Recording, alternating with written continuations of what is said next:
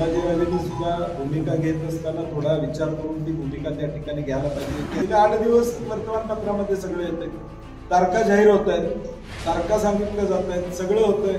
मग प्रशासनानं का कारवाई त्या ठिकाणी केली? कुठं अडवायचं, कुठं थांबवायचं, हे सगळं 13 आणि 14 तारखेला नाटक प्रशासनानं करायला पाहिजे। संभाजीराजेंची चर्चा मुख्यमंत्र्यांच्यावर होत नाही का? ती झाल्यावर मुख्यमंत्री त्यांना फोन करतात, प्रशासन त्यांच्यावर चर्चा करतं आणि आश्वासन देतं। ते अधिक आश्वासन देत नाही, हे घडायसाठी शासन वाट बघत होतं। परंतु कोर्टामध्ये जे मॅटर आहे त्या कोर्टातल्या मॅटरमध्ये सरकारनं किती प्रयत्न केले त्या कोर्टातल्या केसला निकाली लावायचा? सरकार कधी मदत करेल, काय करेल आम्हाला माहित नाही, त्यांची मदत कधी येईल काय येईल माहित नाही। परंतु आमची सामाजिक म्हणून नैतिक जबाबदारी आहे, ती मदत आम्ही उद्या निश्चितपणे त्यांना त्या ठिकाणी देणार आहोत।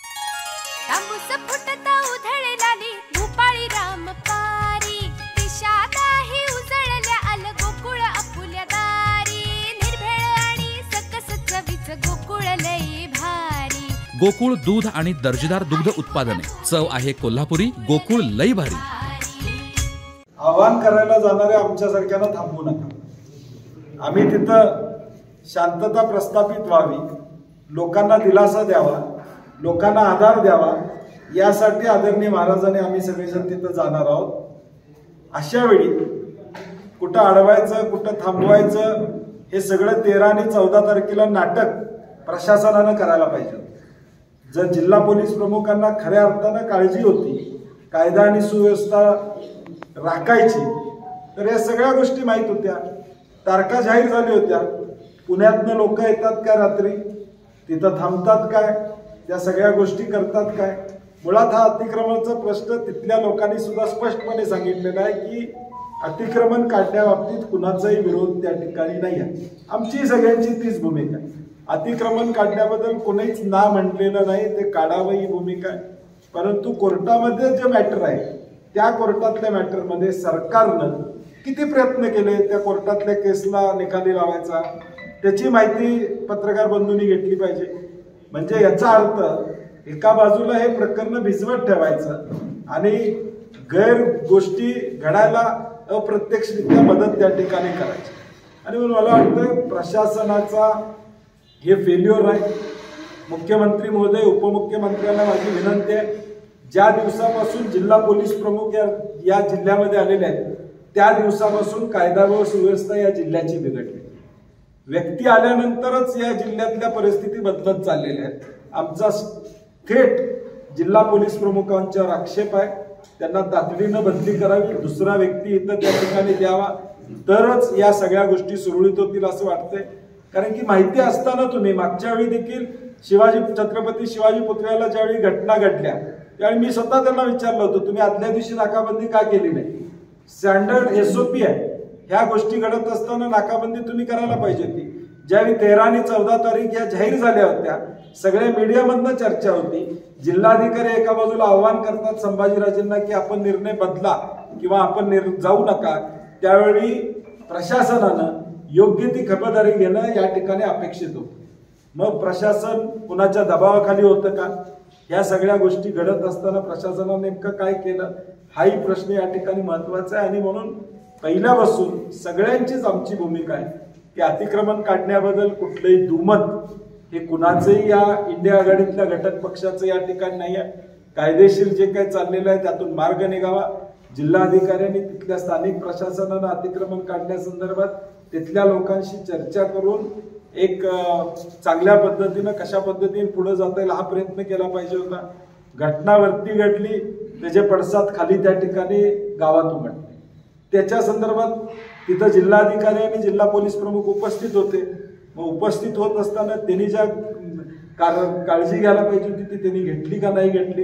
आणि मला वाटतं या सगळ्या प्रकरणांची चौकशी शासनाने केली पाहिजे। तोपर्यंत जिल्हा पोलीस प्रमुखांना इथून बदललं पाहिजे, ही माझी वैयक्तिक या ठिकाणी आमच्या सगळ्यांची भूमिका आहे। ज्या ज्या कुटुंबावर त्या ठिकाणी अन्याय झालेला आहे, अत्याचार झालेला आहे, त्यांना आमच्या वतीनं मदत आम्ही उद्या घेऊन जाणार आहोत। आम्ही सगळ्यांनी अगदी संघटना दिलीप पवार साहेब येतात ते म्हटले आम्ही संघटना वर्गणी काढून पैसे देऊ, परंतु लोकांना त्या ठिकाणी मदत करण्याची भूमिका आम्ही त्या ठिकाणी। सरकार कधी मदत करेल काय करेल आम्हाला माहित नाही, त्यांची मदत कधी येईल काय येईल माहित नाही। परंतु आमची सामाजिक म्हणून नैतिक जबाबदारी आहे, ती मदत आम्ही उद्या निश्चितपणे त्यांना त्या ठिकाणी देणार आहोत. अतिक्रमणाचा प्रश्न नवीन नाहीये, काय कारण कुणाचं नेमकं फेलियर आहे? इतकी वर्ष ऍडमिनिस्ट्रेशन फेल्युअर आहे. अतिक्रमणाच्या संदर्भात मागच्या वेळी देखील ज्यावेळी घटना घडल्या त्यावेळी तिथले विद्यमान आमदार त्यांनी काही भूमिका घेतली की या संदर्भात योग्य मार्ग कसा काढता येईल हे विनयकोरेंनी तिथं भूमिका प्रामुख्यानं त्या ठिकाणी घेतली.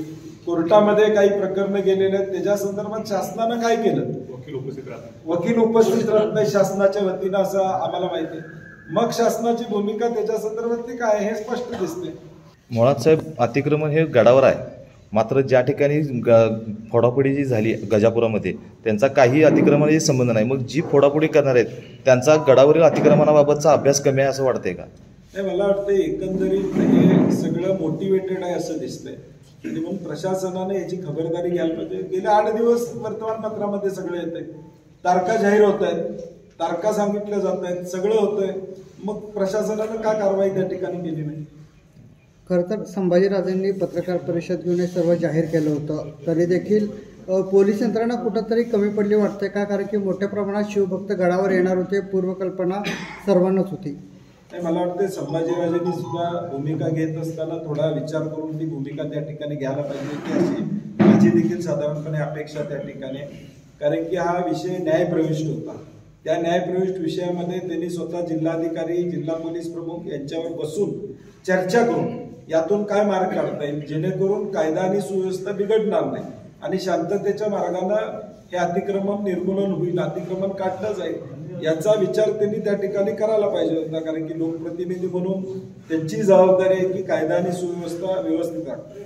संभाजीराजेंची चर्चा मुख्यमंत्र्यांच्यावर होत नाही का? ती झाल्यावर मुख्यमंत्री त्यांना फोन करतात, प्रशासन त्यांच्यावर चर्चा करतं आणि आश्वासन देतं. ते अधिक आश्वासन दिलं नाही. मग हे घडायसाठी शासन वाट बघत होतं का? खरं तर या सर्व बाबतीत पालकमंत्र्यांनी हस्तक्षेप करणं गरजेचं होतं, मात्र पालकमंत्र्यांनी असं न करता कुठंतरी हे मला वाटतं त्यांनी सुद्धा बैठक घेऊन या संदर्भात काय घडलं, प्रशासनानं काय केलं याची माहिती घेणं अपेक्षित आहे किंवा शांतता कमिटीची एखादी बैठक बोलवणं, या सगळ्या घटकांना बरोबर घेऊन काय झालं याची माहिती घेणं अभिप्रेत आहे. संभाजीराजे शाहूवाडीला गेले तर त्या ठिकाणी गुन्हा नोंद झालाय तर अटक करा अशा प्रकारची भूमिका घेतल्याची कळते. त्यांची वैयक्तिक भूमिका काय मला माहिती नाही, माझी काय त्यांची चर्चा नाही. मात्र या सर्वावरून आता मुस्लिम समाज पण कुठंतरी आक्रमक झालेला पाहायला मिळतो. आज जिल्हाधिकाऱ्यांना निवेदन देऊन संभाजीराजेंवर गुन्हा दाखल करावा असं मागणी जी आहे ते आता मुस्लिम समाजामधून समोर येताना पाहायला मिळतंय. हे सर्व बघता कुठंतरी शांतता भंग करण्याचा किंवा धार्मिक तेढ निर्माण करायचा प्रयत्न होतो. इंडिया आघाडी म्हणूनच आम्ही भूमिका त्या ठिकाणी घेतो. मुस्लिम समाज नाही आहे, मुस्लिम समाजाचा हा विषय नाही आहे, आम्ही सगळेच आक्रमक आहोत या विषयावर. अशाच नवनवीन अपडेट पाहण्यासाठी आमच्या KK न्यूज चॅनेलला सबस्क्राईब करा.